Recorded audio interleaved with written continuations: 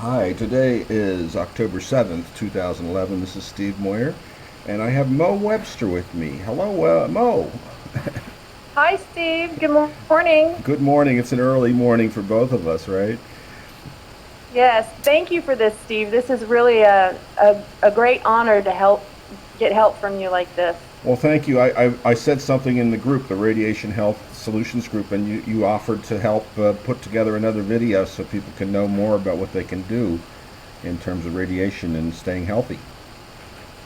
Right. And so what I wanted to do is just throw you a bunch of links and information to give people a wide variety of choices to use to combat some of the radiation that they're experiencing, probably accelerating health problems that they have. Okay, so well, we can start with your email that you sent me. How's that sound? Sounds great. And then we'll go through the sites really quickly because we only have 15 minutes. And I want to get, oh, we want to go to Red Tent. That's your website, isn't it? I don't know if that's not it. I don't know where it went. Soul and Survival. Let's go back to here's your email. Okay. So we went to Foods and Herbs for Radiation. And you were talking about caffeic acid in a study done in India and published in 2008. Scientists investigated the radioprotective potential of caffeic acid. Am I pronouncing that right? Caffeic acid, yes. I think that the kinds of foods that people are able to get easily, like apples and broccoli, Mm-hmm. are a really excellent place to start. Some people may be turned off by mustard greens or kale because it's a little bit more a stronger tasting herb or food, but everyone can eat things like coleslaw or make their own coleslaw even. So that's a really good place for people to start for radiation. Okay. And then the reishi mushroom. That's a good one. Is that how you pronounce it, reishi? Reishi mushroom is Reishi also mushroom. called yes, it's also called Ganoderma lucidum. It's considered the king of the herbs and actually much stronger than ginseng. And it's also known as the herb of longevity in China. So it's been used a very, very long time and is very common for lung, liver problems, and has been used often for detoxifying the liver. And it's a very well known cancer cure there in China. Okay. And I've seen it in bottled form, but you can actually get the mushroom. And is it better to eat the live mushroom? Well, most master herbalists will tell you that mushrooms or any herbs work well together. So using a combination formula will tend to give you better results than just using the herb individually. Also, with reishi mushroom, the way it's processed matters. And I like to drink it in coffee myself. Oh, It can come individually. You can add it to a hot drink because that helps bring out some of the herb active constituents that you can use. okay. And this guy, what's his name? Paul Stamets. He Yes, he Mr. Mushroom. He is the world authority on mushrooms. and he has something on TED Speaks. I have seen this video actually. It's amazing. He talks about how fungus can heal the earth from pollution and so forth, right? You know, he has a great story also about how he cured his mother of breast cancer. She Oh, didn't want to bother him too much because she knew how busy he was, and she didn't take care of herself to the point of she was inoperable, and they didn't really have anything for her. And so he mixed up this little formula of turkey tail and some other mushrooms that he was really fond of. And since then, Bastyr University has done studies on the herbs that he used to help his own mother. And you can find his information at fungi.com. right here it is, fungi.com. That looks like a And really fascinating website. I'm waiting to get into that one. and the herbs that he used with his own mother are available through fungi.com also. Now they always say, I mean, I've heard this many times that the mushrooms over in Fukushima are picking up the radioactivity and storing it in the mushroom. Isn't that right? That's correct. And Paul talks about bioremediation, and if you're in his site, he has a whole section there about how to clean up oil spills with mushrooms, because what mushrooms basically do is they go into the soil and they remove toxins.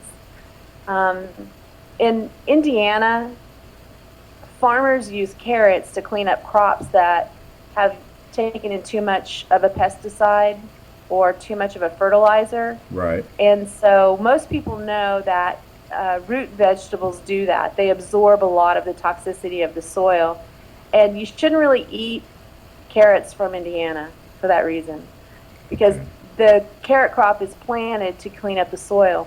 Well, mushrooms also clean up the soil. Uh, they clean up pesticides, petroleum, all kinds of things that are in the soil. But in your body, it's also doing the same thing.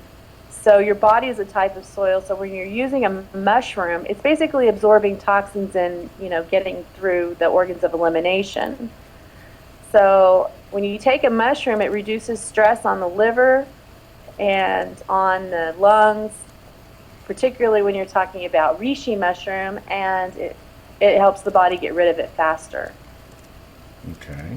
Now back to the message you sent me. There's a couple other things in here. Tulsi, is that how you say it? Yes, Tulsi is amazing.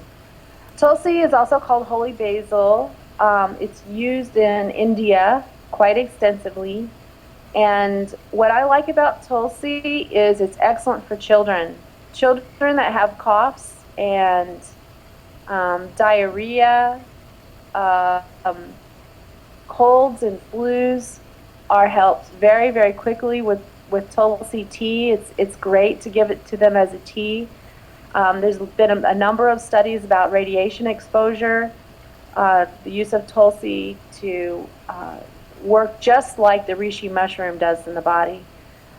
I don't really know that using reishi mushroom with children is easily done unless you're using it in a hot chocolate. There's a company called Gano that does that. They put it in hot chocolate. And I've used that with my children. But Tulsi tea is really, really easy to use. And it's a very mild tasting tea. It's not a bitter tea. Burdock is a very difficult tea to drink. I've been using burdock. Have you? Do you like it? Yeah, I mix it with ginseng and I boil it and then I drink it. Okay. It's a strong taste. You're right, it is. It has a lot of tannins in it, and that can tell you how quickly it's going to work in the body too. So, I mean that there's nothing wrong with it. It's just that different people have a different taste. But the basic There's a idea is to detox your body of the heavy metals. Isn't that it? That's right. And these radioactive particles that are coming down in the rain are heavy metals like cesium and Well, and something we didn't really talk about is what kinds of things happen when you have radiation exposure. Well, you may not realize it, but the cough that you have could be partly due to radiation exposure. And Tulsi would treat that cough. oh, really? So, yeah. So if you want to look at what radiation does in the body exactly, you'll find a lot of these herbs match up as far as what they do in the body as well. Okay, let's keep moving along here. Lyceum, that's another one. Another big favorite of mine. I like goji juice. I love it. It's one of the best sources. In fact, it's the most concentrated source in nature for something that we call, oh, my mind just It, went it blank. comes from Lyceum berries, is that right? Yeah, the goji berry. The goji And berry. Yeah, I've had goji. it's considered a fertility, right, a fertility type of fruit. And what's nice about the goji berry is the germanium content is higher than in any other food. And a lot of people who are familiar with cancer research know that germanium, not geranium, germanium is an anti-cancerous substance. So there again, lycium fruit or goji berries or goji juice. You might have seen that goji juice I've was had goji really juice. big It's for a really while good. there. I like it. It's good. I've had And that. what I like about it the best is it's a quick and easy way, a fast way to if you're using it as a juice to detox the liver. Oh, well, that's one of the things that happens with people who get radiation poisoning. Their liver goes on them, right? Right. Well, you basically have two things to worry about, and one is the liver and one is the kidneys. The kidneys are your source of energy in the body. So when we get sick, we obviously lose energy. In Chinese facial diagnosis, in the traditional method, they see that puffy eyes underneath the eye is the kidney area, and then above the eyelid area is the liver area. So if your body is reacting to toxins, your eyes are puffy. And a lot of people will wake up in the morning with puffy eyes and or black eyes or rings under their eyes. And what this is saying is that the body didn't have enough time during the sleep cycle to totally detoxify. So maybe if you get a couple more hours of sleep, that will give your body the time it needs to complete the elimination cycle that it needs to complete. Okay. Did you move the microphone? Are you all right? No, is there? Well, you went Is that down in better? volume. Your volume went down just now. But that's all right. We can still hear you. Okay, good. No, I didn't change anything. Okay. Did we cover this already? This was the natural substances to protect ourselves from radiation from Ways of the Wild Heart. Right. Yeah, she's got really good sources in there for people that want to follow up on foods and herbs. I like these herbalists that have been doing it for a long, long time. She's one of them, and Susan Weed is considered the herbalist for women. She's an authority in women's issues using herbs and natural remedies. Here, oh, this is Soul Survival. Where's Susan Weed? I had her up here just a minute ago, didn't I? No. Susan Weed is the wise woman, Yeah, surviving radiation with the wise woman. yeah, sunweed.com. Susan Weed, but she spells it Susun weed.com, right? Right. And it goes to, that's not right. That's Herbs Healing. That's something else. That's apparently where it goes now. Susan Weed. Huh. All right, back Well, to, I'm at Susan. Yeah, it's the Wise Woman weblog, Surviving Radiation. okay. All right. Well, we'll post these in the Radiation Health Solutions. Right. We can post them in the group. All these links, so people can find them. And if you want to get to the group, the way to get there that's quick and easy is RHS. That stands for Radiation Health Solutions.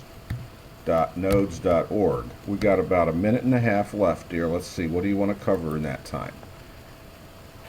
Well, a couple of other foods that Susan talks about are lentils reverses the DNA damage from radiation. Here she is. I found the website. It was in your message. So we'll post all these so people can find them. But this is the wisewomantradition.com site. Right. And another big favorite of mine, especially with children or anyone that's elderly, to get their energy levels back up again, is nettle. Nettle tea is excellent. It's high in iron. There's everything you need in it. And you've got We didn't about 40. talk too much about miso or kefir, but those fermented foods are also very important Okay, we and got have been proven to 30 seconds. miso and kefir. Okay, miso. Thanks for doing this. And I invite people to join the Radiation Health Solutions group, and people can find you on Facebook as well. At where is they could just search for Mo Webster, right? And they'll find you. That's where I am. And then you have a website as well. So thank you very much for doing this. I appreciate it. I'm sure a lot of people do. You're welcome. Thank you so much, Steve.